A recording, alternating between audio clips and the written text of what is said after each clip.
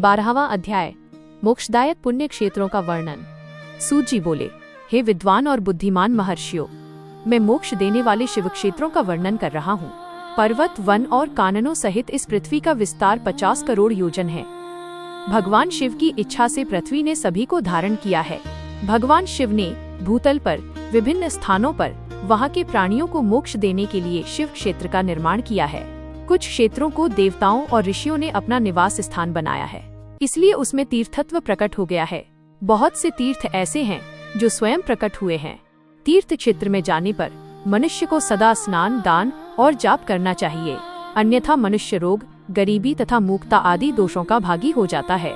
जो मनुष्य अपने देश में मृत्यु को प्राप्त होता है, वह इस पुण्य के फल से दोबारा मनुष्य योनि प्राप्त करता है, परंतु पापी मनुष्य दुर्गति को ही प्राप्त करता है।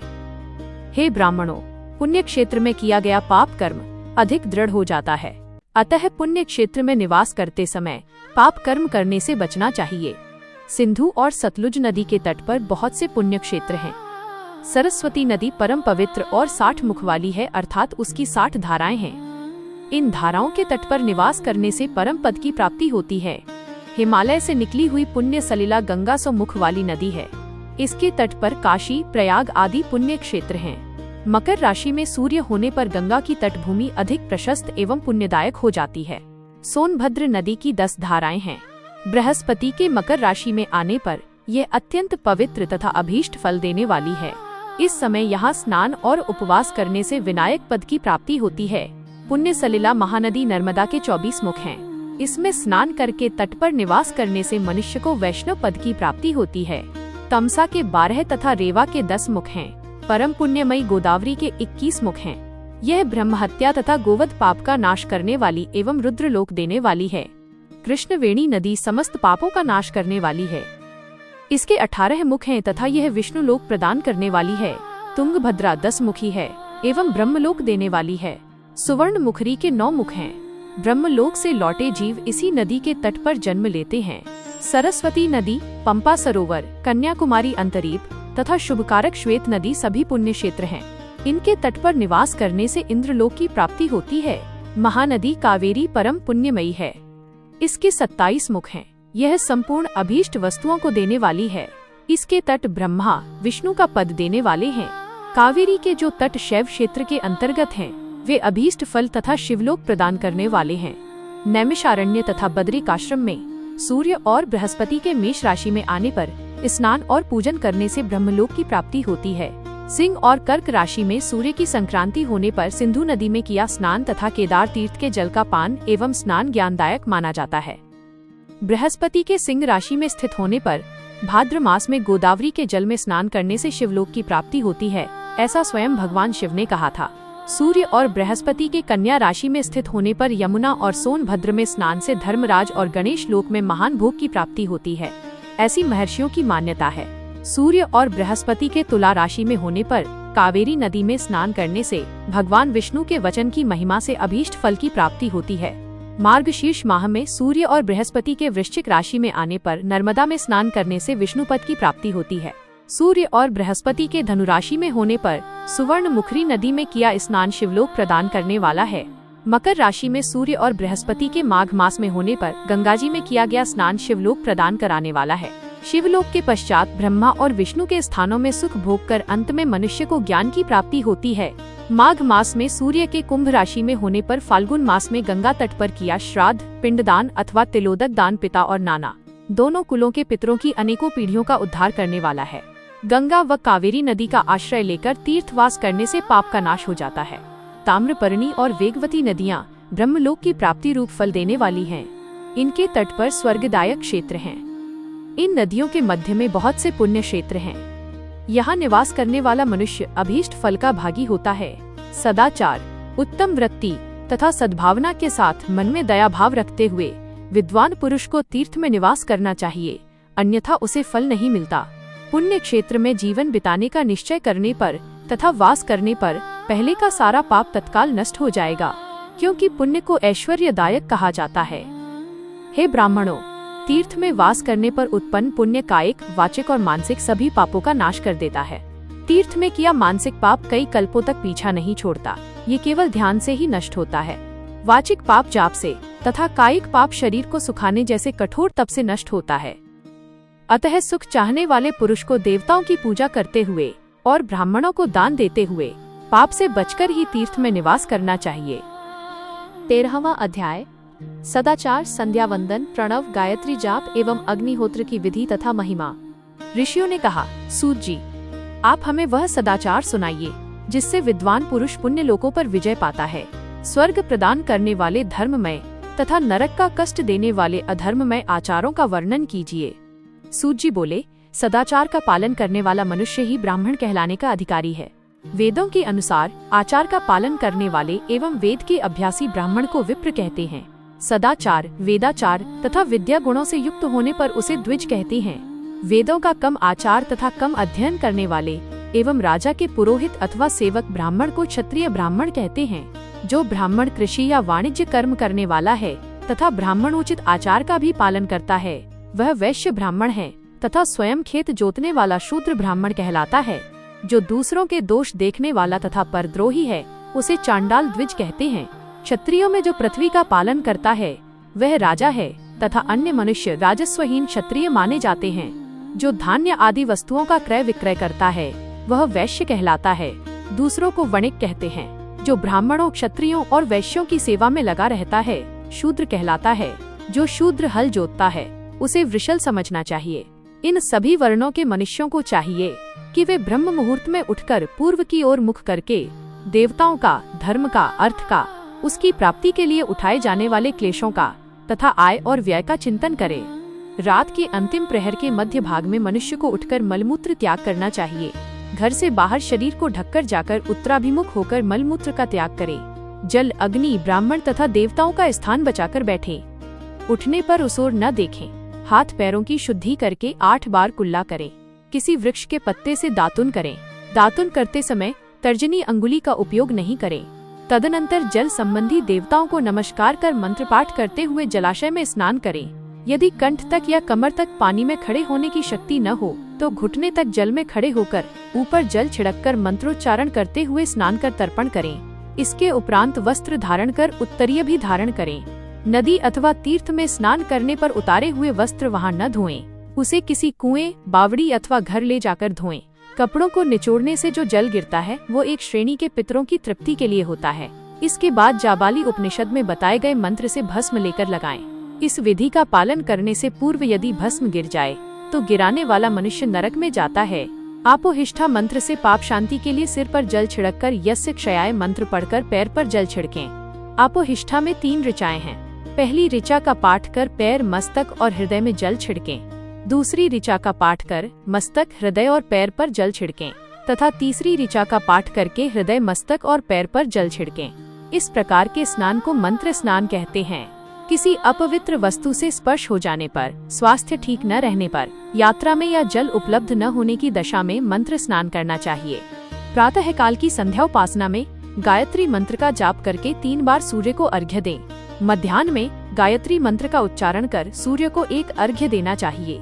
सायंकाल में पश्चिम की ओर मुख करके पृथ्वी पर ही सूर्य को अर्घ्य दें।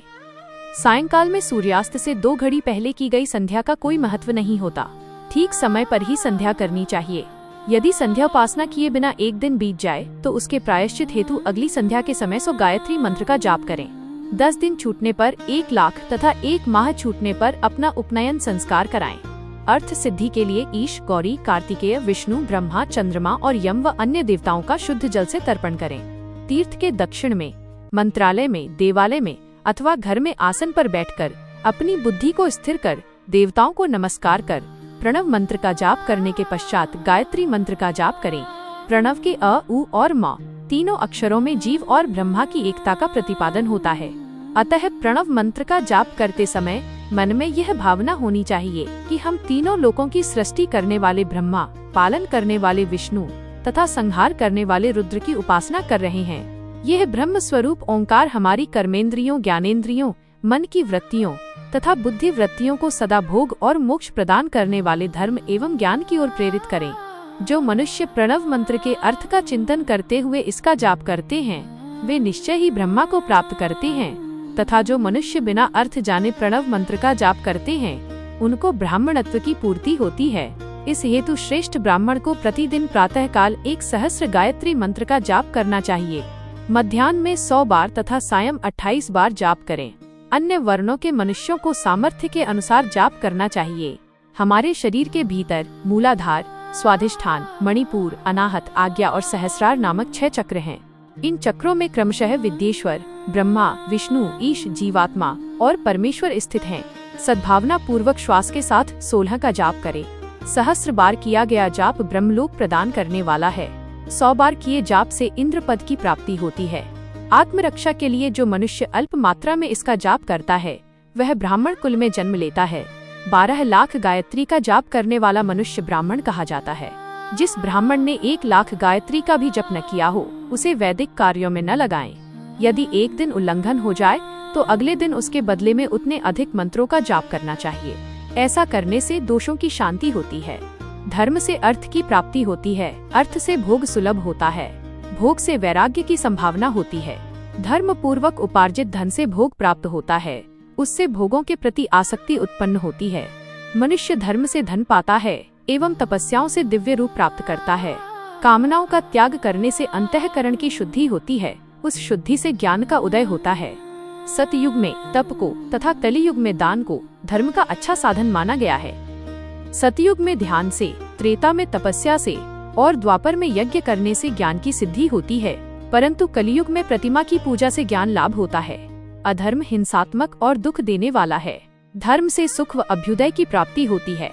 दुराचार से दुख तथा सदाचार से सुख मिलता है। अतः भोग और मोक्ष की सिद्धि के लिए धर्म का उपार्जन करना चाहिए। किसी ब्राह्मण को 100 वर्ष के जीवन निर्वाह की सामग्री देने पर ही ब्रह्मलोक की प्राप्ति होती है। 1 सहस्र चांद्रायण व्रत का अनुष्ठान ब्रह्मलोकदायक माना जाता है।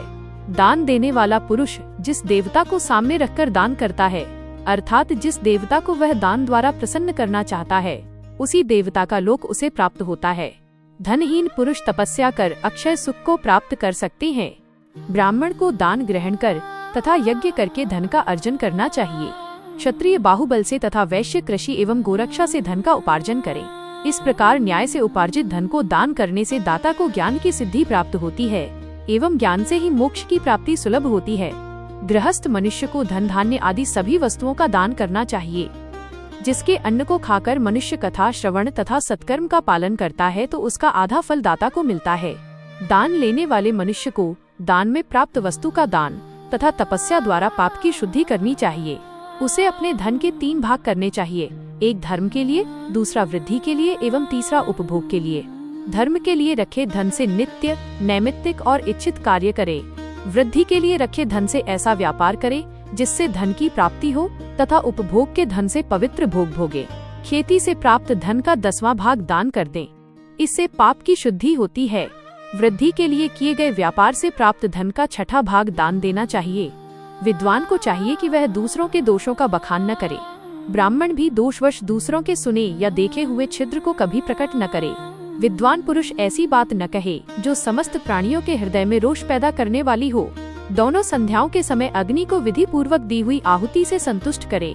चावल, धान्य, घी, फल, कंद तथा हविष्य के द्वारा स्थाली पाक बनाए तथा यथोचित रीति से सूर्य और अग्नि को अर्पित करे। यदि दोनों समय अग्निहोत्र करने में असमर्थ हो तो संध्या के समय जाप और सूर्य की वंदना कर ले। आत्मज्ञान की इच्छा रखने वाले तथा धनी पुरुषों को इसी प्रकार उपासना करनी चाहिए। जो मनुष्य सदा ब्रह्म यज्ञ करते हैं, देवताओं की पूजा, अग्नि पूजा और गुरु पूजा प्रतिदिन करते हैं तथा ब्राह्मणों को भोजन तथा दक्षिणा देते हैं, वे स्वर्ग लोक के भागी होते हैं। 14वां अध्याय अग्नि यज्ञ, देव यज्ञ और ब्रह्म यज्ञ का वर्णन। ऋषियों ने कहा, प्रभो, अग्नि यज्ञ, देव यज्ञ और ब्रह्म यज्ञ का वर्णन करके हमें कृतार्थ करें। सूत जी बोले, महर्षियों, गृहस्थ पुरुषों के लिए प्रातः और सायंकाल अग्नि में 2 चावल और द्रव्य की आहुति ही अग्नि यज्ञ है। ब्रह्मचारियों के लिए समिधा का देना ही अग्नि यज्ञ है, अर्थात अग्नि में सामग्री की आहुति देना उनके लिए अग्नि यज्ञ है। द्विजों का जब तक विवाह न हो जाए उनके लिए अग्नि में समिधा की आहुति, व्रत तथा जाप करना ही अग्नि यज्ञ है। द्विजो, जिसने अग्नि को विसर्जित कर उसे अपनी आत्मा में स्थापित कर लिया है, ऐसे वानप्रस्थियों और सन्यासियों के लिए यही अग्नि यज्ञ है कि वे समय पर हितकर और पवित्र अन्न का भोजन कर लें। ब्राह्मणों, सायंकाल अग्नि के लिए दी आहुति से संपत्ति की प्राप्ति होती है। तथा प्रातः काल सूर्य देव को दी आहुति से आयु की वृद्धि होती है। दिन में अग्निदेव सूर्य में ही प्रविष्ट हो जाते हैं, अतः प्रातः काल सूर्य को दी आहुति अग्नि यज्ञ के समान ही होती है। इंद्र आदि समस्त देवताओं को प्राप्त करने के उद्देश्य से जो आहुति अग्नि में दी जाती है वो देव यज्ञ कहलाती है। लौकिक अग्नि में प्रतिष्ठित जो संस्कार निमित्तक हवन कर्म है वो देव यज्ञ है। देवताओं को प्रसन्न करने के लिए नियम से विधि पूर्वक किया गया यज्ञ ही देव यज्ञ है। वेदों के नित्य अध्ययन और स्वाध्याय को ब्रह्म यज्ञ कहते हैं। मनुष्य को देवताओं की तृप्ति के लिए प्रतिदिन ब्रह्म यज्ञ करना चाहिए। प्रातः काल और सायंकाल को ही इसे किया जा सकता है। अग्नि के बिना देव यज्ञ कैसे होता है, इसे श्रद्धा और आदर से सुनो। सृष्टि के आरंभ में सर्वज्ञ और सर्वसमर्थ महादेव शिवजी ने समस्त लोगों के उपकार के लिए वारों की कल्पना की। भगवान शिव संसार रूपी रोग को दूर करने के लिए वैद्य हैं, सबके ज्ञाता तथा समस्त औषधियों के औषध हैं। भगवान शिव ने सबसे पहले अपने वार की रचना की जो आरोग्य प्रदान करने वाला है। तत्पश्चात अपनी माया शक्ति का वार बनाया जो संपत्ति प्रदान करने वाला है। जन्म काल में दुर्गतिग्रस्त बालक की रक्षा के लिए कुमार के वार की कल्पना की। आलस्य और पाप की निवृत्ति तथा समस्त लोगों का हित करने की इच्छा से लोक रक्षक भगवान विष्णु का वार बनाया। इसके बाद शिवजी ने पुष्टि और रक्षा के लिए आयुकर्ता त्रिलोक सृष्टा परमेष्ठी ब्रह्मा का आयुष्य कारक वार बनाया। तीनों लोकों की वृद्धि के लिए पहले पुण्य पाप की रचना होने पर लोगों को शुभाशुभ फल देने वाले इंद्र और यम के वारों का निर्माण किया।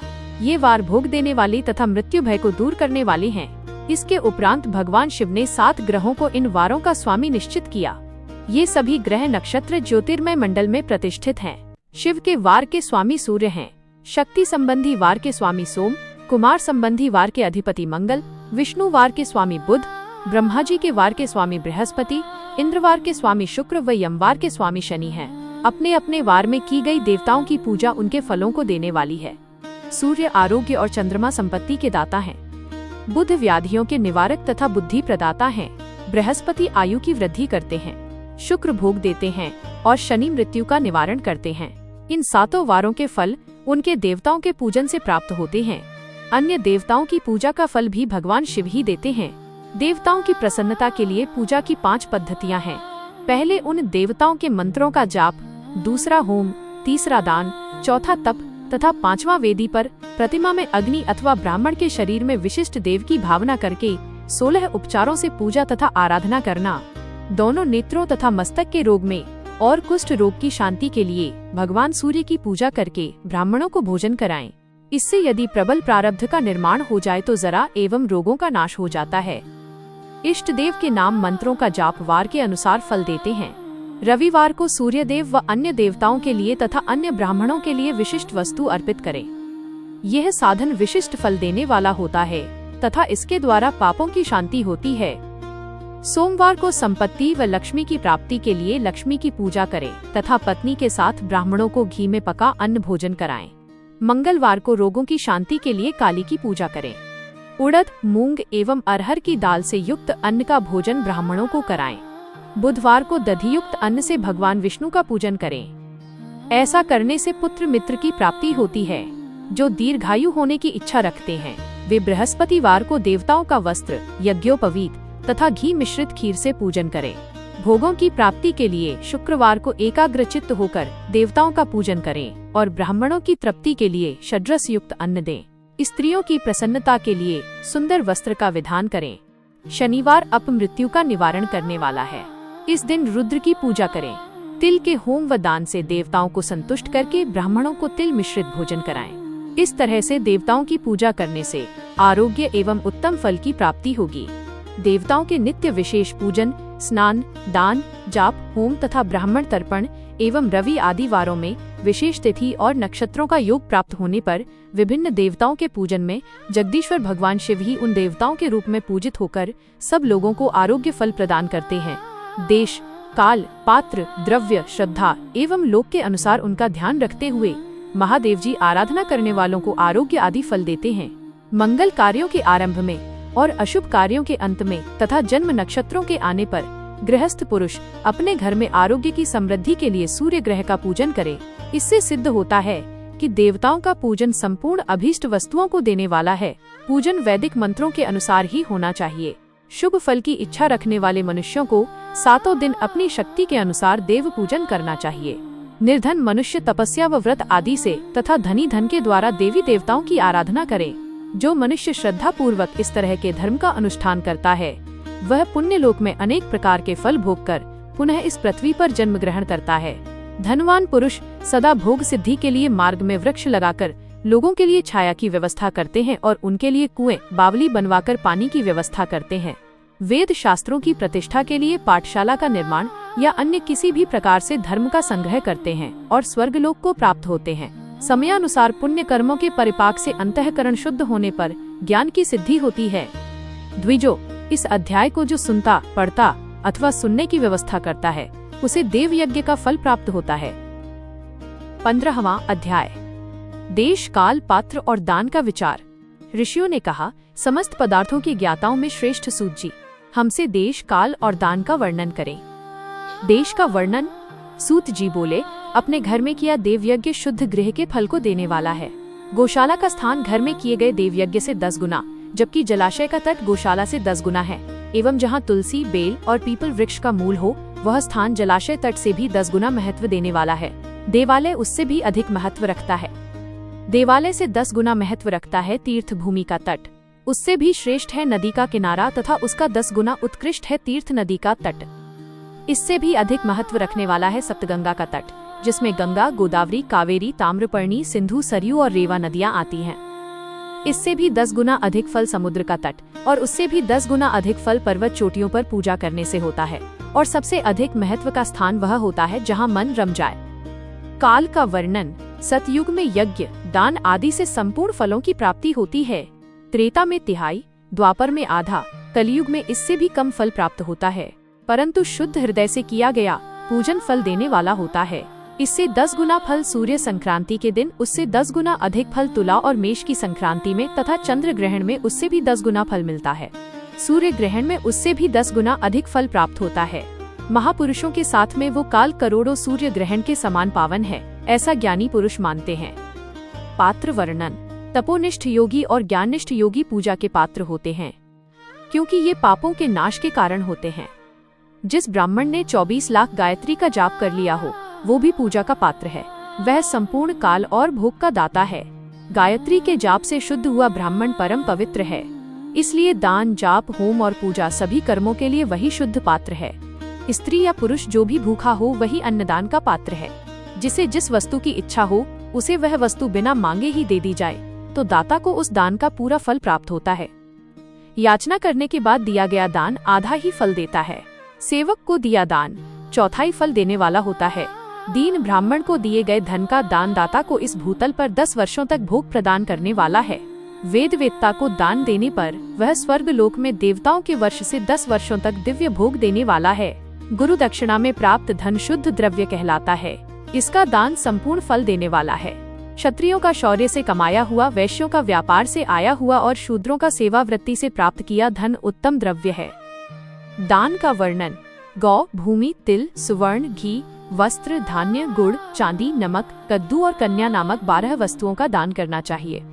गोदान से सभी पापों का निवारण होता है और पुण्य कर्मों की पुष्टि होती है। भूमि का दान परलोक में आश्रय देने वाला होता है। तिल का दान बल देने वाला तथा मृत्यु का निवारक होता है। सुवर्ण का दान वीर्यदायक और घी का दान पुष्टिकारक होता है। वस्त्र का दान आयु की वृद्धि करता है। धान्य का दान करने से अन्न और धन की समृद्धि होती है। गुड़ का दान मधुर भोजन की प्राप्ति कराता है। चांदी के दान से वीर्य की वृद्धि होती है। लवण के दान से षड्रस भोजन की प्राप्ति होती है। कद्दू या कूष्मांड के दान को पुष्टिदायक माना जाता है। कन्या का दान आजीवन भोग देने वाला होता है। जिन वस्तुओं से श्रवण आदि इंद्रियों की तृप्ति होती है उनका सदा दान करें। वेद और शास्त्र को गुरुमुख से ग्रहण करके कर्मों का फल अवश्य मिलता है। इसे ही उच्च कोटि की आस्तिकता कहते हैं। भाई, बंधु अथवा राजा के भय से जो आस्तिकता होती है वो निम्न श्रेणी की होती है। जिस मनुष्य के पास धन का अभाव है वह वाणी और कर्म द्वारा ही पूजन करे। तीर्थ यात्रा और व्रत को शारीरिक पूजन माना जाता है। तपस्या और दान मनुष्य को सदा करने चाहिए। देवताओं की तृप्ति के लिए जो कुछ दान किया जाता है वह सब प्रकार के भोग प्रदान करने वाला है। इससे इस लोक और परलोक में उत्तम जन्म और सदा सुलभ होने वाला भोग प्राप्त होता है। ईश्वर को सब कुछ समर्पित करने एवं बुद्धि से यज्ञ व दान करने से मोक्ष की प्राप्ति होती है। 16वां अध्याय, देव प्रतिमा का पूजन तथा शिवलिंग के वैज्ञानिक स्वरूप का विवेचन। ऋषियों ने कहा, साधु शिरोमणि सूत जी, हमें देव प्रतिमा के पूजन की विधि बताइए जिससे अभीष्ट फल की प्राप्ति होती है। सूत जी बोले, हे महर्षियों, मिट्टी से बनाई हुई प्रतिमा का पूजन करने से पुरुष स्त्री सभी के मनोरथ सफल हो जाते हैं। इसके लिए नदी, तालाब, कुआं या जल के भीतर की मिट्टी लाकर सुगंधित द्रव्य से उसको शुद्ध करें। उसके बाद दूध डालकर अपने हाथ से सुंदर मूर्ति बनाएं।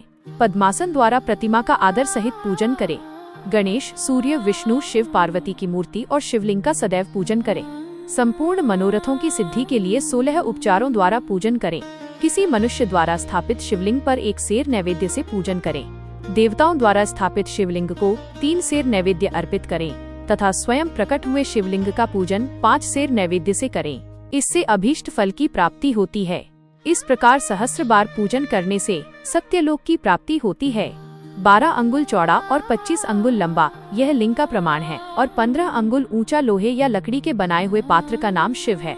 इसके अभिषेक से आत्मशुद्धि, गंध चढ़ाने से पुण्य, नैवेद्य चढ़ाने से आयु तथा धूप देने से धन की प्राप्ति होती है। दीप से ज्ञान और तांबूल से भोग मिलता है। अतएव स्नान आदि 6 पूजन के अंगों को अर्पित करें। नमस्कार और जाप संपूर्ण अभीष्ट फलों को देने वाला है। भोग और मोक्ष की इच्छा रखने वाले लोगों को पूजा के अंत में सदा जाप और नमस्कार करना चाहिए।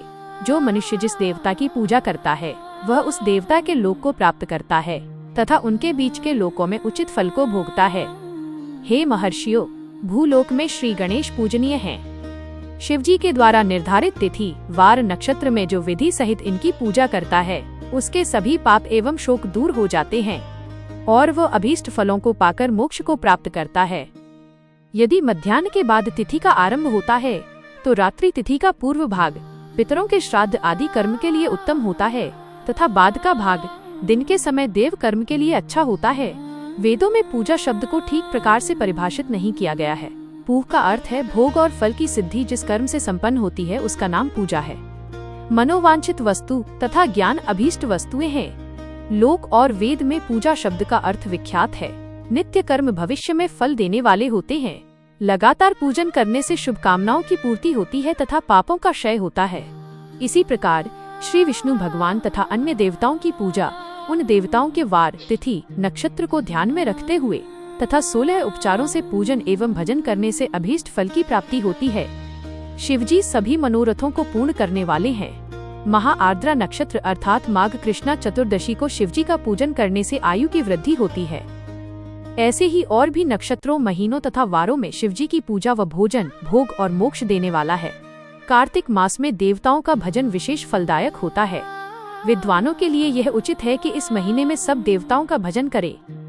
संयम व नियम से जाप, तप, हवन और दान करें, क्योंकि कार्तिक मास में देवताओं का भजन सभी दुखों को दूर करने वाला है। कार्तिक मास में रविवार के दिन जो सूर्य की पूजा करता है और तेल व कपास का दान करता है उसका कुष्ठ रोग भी दूर हो जाता है। जो अपने तन मन को जीवन पर्यंत शिव को अर्पित कर देता है उसे शिवजी मोक्ष प्रदान करते हैं। योनि और लिंग इन दोनों स्वरूपों के शिव स्वरूप में समाविष्ट होने के कारण वे जगत के जन्म निरूपण है और इसी नाते से जन्म की निवृत्ति के लिए शिवजी की पूजा का अलग विधान है। सारा जगत बिंदु नाद स्वरूप है। बिंदु शक्ति है और नाद शिव, इसलिए सारा जगत शिव शक्ति स्वरूप ही है। नाद बिंदु का और बिंदु इस जगत का आधार है। आधार में ही आधे का समावेश अथवा लय होता है, यही सकलीकरण है। इस सकलीकरण की स्थिति में ही सृष्टि काल में जगत का आरंभ हुआ है। शिवलिंग बिंदु नाद स्वरूप है, अतः इसे जगत का कारण बताया जाता है। बिंदु देव है और नाद शिव, इनका संयुक्त रूप ही शिवलिंग कहलाता है। अतः जन्म के संकट से छुटकारा पाने के लिए शिवलिंग की पूजा करनी चाहिए। बिंदु रूपा देवी उमा माता हैं और नाद स्वरूप भगवान शिव पिता। इन माता पिता के पूजित होने से परमानंद की प्राप्ति होती है। देवी उमा जगत की माता हैं और शिव जगत के पिता। जो इनकी सेवा करता है उस पुत्र पर इनकी कृपा नित्य बढ़ती रहती है। वह पूजक पर कृपा कर उसे अपना आंतरिक ऐश्वर्य प्रदान करते हैं। अतः शिवलिंग को माता पिता का स्वरूप मानकर पूजा करने से आंतरिक आनंद की प्राप्ति होती है। भर्ग शिव पुरुष रूप है और भर्गा शक्ति प्रकृति कहलाती है। पुरुष आदि गर्भ है क्योंकि वही प्रकृति का जनक है। प्रकृति में पुरुष का संयोग होने से होने वाला जन्म उसका प्रथम जन्म कहलाता है।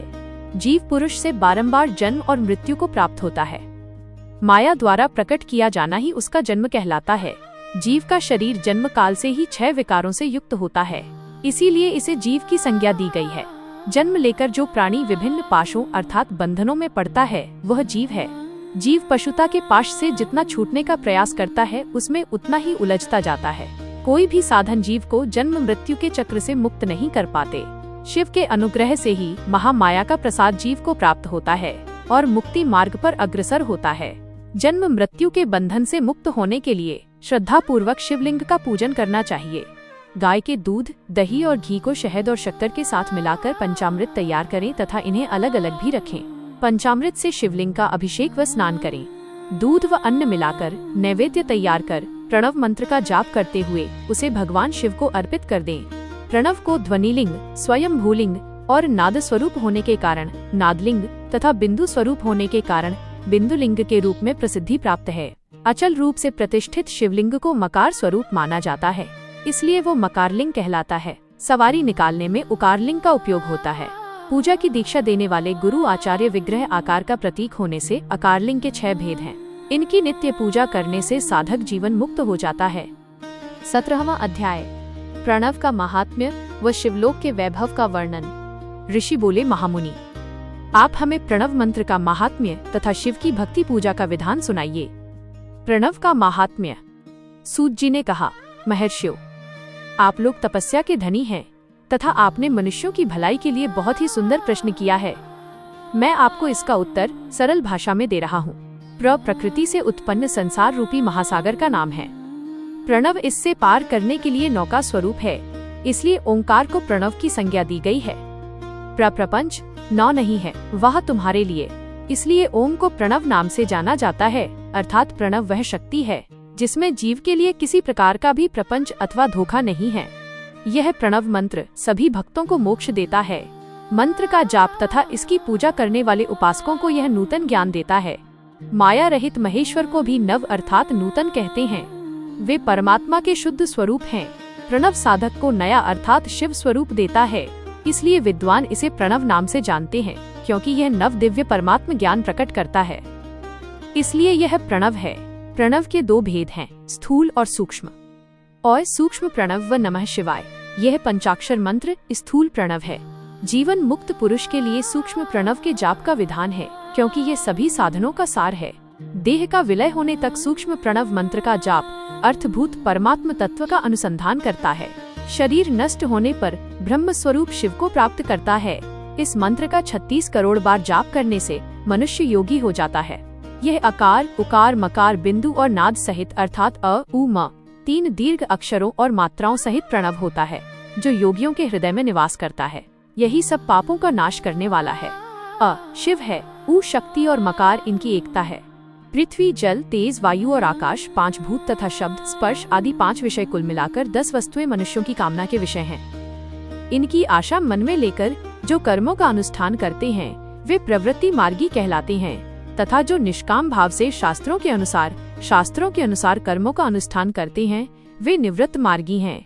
वेद के आरंभ में तथा दोनों समय की संध्या वंदना के समय सबसे पहले ओंकार का प्रयोग करना चाहिए।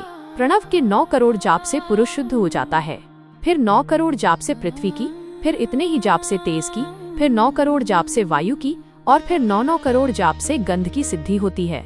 ब्राह्मण सहस्र ओंकार मंत्रों का रोजाना जाप करने से प्रबुद्ध व शुद्ध योगी हो जाता है। फिर जितेंद्रिय होकर 5 करोड़ का जाप करता है तथा शिवलोक को प्राप्त होता है। क्रिया, तप और जाप के योग से शिवयोगी 3 प्रकार के होते हैं। धन और वैभव से पूजा सामग्री एकत्र कर अंगों से नमस्कार आदि करते हुए इष्ट देव की प्राप्ति के लिए जो पूजा में लगा रहता है वह क्रिया योगी कहलाता है।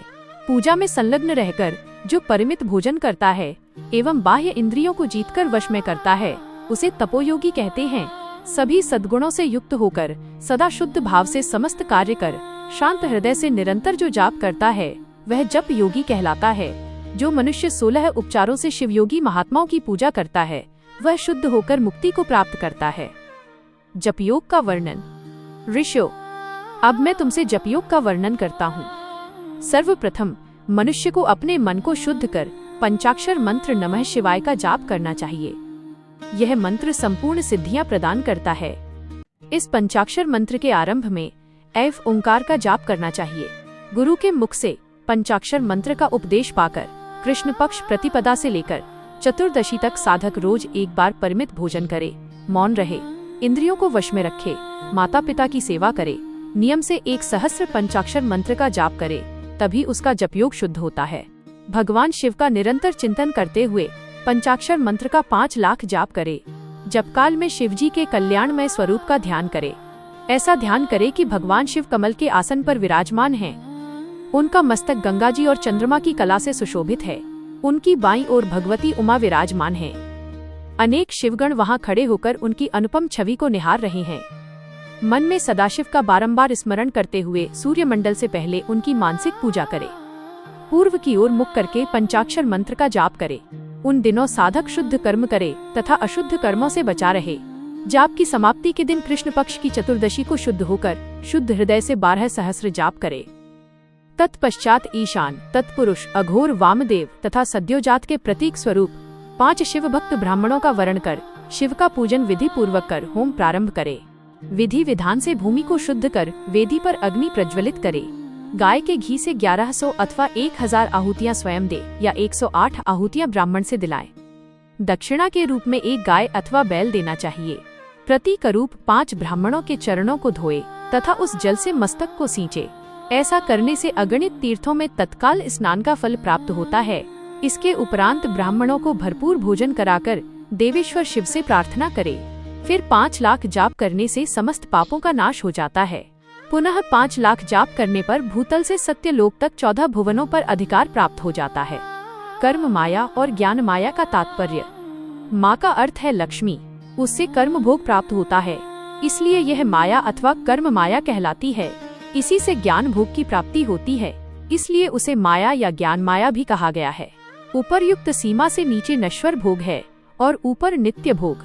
नश्वर भोग में जीव सकाम कर्मों का अनुसरण करता हुआ विभिन्न योनियों व लोकों के चक्कर काटता है। बिंदु पूजा में तत्पर रहने वाले उपासक नीचे के लोकों में घूमते हैं। निष्काम भाव से शिवलिंग की पूजा करने वाले ऊपर के लोक में जाते हैं। नीचे कर्मलोक है और यहाँ सांसारिक जीव रहते हैं। ऊपर ज्ञान लोक है जिसमें मुक्त पुरुष रहते हैं और आध्यात्मिक उपासना करते हैं। शिवलोक के वैभव का वर्णन। जो मनुष्य सत्य अहिंसा से भगवान शिव की पूजा में तत्पर रहते हैं, काल चक्र को पार कर जाते हैं। काल चक्रेश्वर की सीमा तक महेश्वर लोक है। उससे ऊपर वृषभ के आकार में धर्म की स्थिति है। उसके सत्य, शौच, अहिंसा और दया 4 पाद हैं। वह साक्षात शिवलोक के द्वार पर खड़ा है। क्षमा उसके सींग है, शम कान है। वह वेदध्व निरूपी शब्द से विभूषित है। भक्ति उसके नेत्र व विश्वास और बुद्धि मन है। क्रिया आदि धर्म रूपी वृषभ हैं, जिस पर शिव आरूढ़ होते हैं। ब्रह्मा, विष्णु और महेश की आयु को दिन कहते हैं। कारण स्वरूप ब्रह्मा के सत्यलोक पर्यंत 14 लोक स्थित हैं, जो 5 भौतिक गंध से परे हैं। उनसे ऊपर कारण रूप विष्णु के 14 लोक हैं तथा इससे ऊपर कारण रूपी रुद्र के 28 लोकों की स्थिति है। फिर कारणेश शिव के 56 लोक विद्यमान हैं। सबसे ऊपर 5 आवरणों से युक्त ज्ञानमय कैलाश है, जहाँ 5 मंडलों, 5 ब्रह्मकालों और आदि शक्ति से संयुक्त आदिलिंग है, जिसे शिवालय कहा जाता है।